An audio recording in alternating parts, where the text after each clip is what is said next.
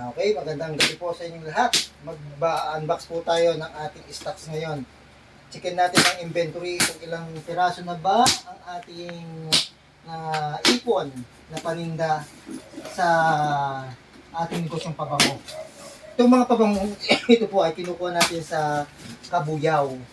Ang ginagawa ko po, habang tayo ay umiikot yung ating puhunan, tumutubo, ibinibili ko po yun ng stocks ng ating pabango para tayo ay laging ready bilang supplier na po tayo ng pabango. Nagsimula lang po ako sa isang package ng perfume. Ngayon po ito ay almost nasa 300 pieces na ata po ito. Checkin natin. I-inventory ko po sa inyo ito. I-unbox ko sa inyo para makita niyo po dito kung gaano na karami yung sinimulang pong stocks natin na nagsimula lang po ko sa one package, 33 pieces na perfume at isang tester na gamit yung ating puhunan at sipag, pinagulong-gulong po natin at ngayon po, ayan po ang ating naipon. Ang per bag po nito na 33 pieces ay nasa 8.5 lang po yan. Na yung perfume natin sa isang bag na 33 pieces, pwede tayong tumubo ng 3,700 o 3,750. Ito po ay binibenta po natin ng bawat isang perfume ay 350 lang po ang bawat isa niyan sa ating mga suki. Yan po, isang katulad niyan.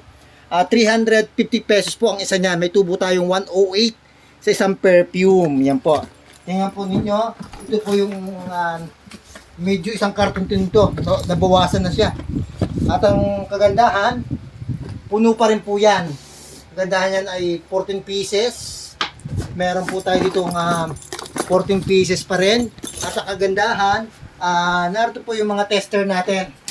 Na ready po sa mga babalak sumali sa perfume natin ay pwede kayong mag-chat lang sa akin. Handa ko kayong dala ng tester at ibibigay ko po sa inyo tester. Huwag kayong mag-alala, bibigyan ko kayo ng free tester pag kayo ay humango sa akin ng mga panindang to kasi gusto ko lahat ng mga kaibigan ko matulungan ko magkaroon ng negosyo kasi mahirap po ang buhay na tayo ay walang side hustle. Kung tayo ay hindi mag-iisip ngayon, may kalakasan tayo, may pera tayo, may magandang trabaho, gamitin po natin yan na paraan para kayo ay magkaroon din sa tahanan po ninyo ng sarili nyong online home business. Kaganda yun, after work, meron po tayong gantong napapalagong negosyo na gamit lang ang cellphone, laptop, through chatting, posting sa FB, galing ng pakikisama, makakarami po tayo ng bentang pabango sa pamamagitan ng wholesale at direct selling. O, yan po ang magandang idea ha. Ginagawa ko po ito ng online lang. Naghahanap ako ng mga interested na gustong bumili, panggamit at pangnegosyo. O, sige po, hanggang dito lang muna at nawa na-inspire kayo at nawa nagka-idea kayo na ang negosyo ay magandang negosyo pagkat ito po laging tatandaan natin. Hanggat may ilong ang tao, may gustong bumango, at may gustong kumita, ang ating negosyo ay hindi kukupas at hahanapin niya ng maraming tao. Maraming salamat sa inyo at lovely evening sa inyong lahat.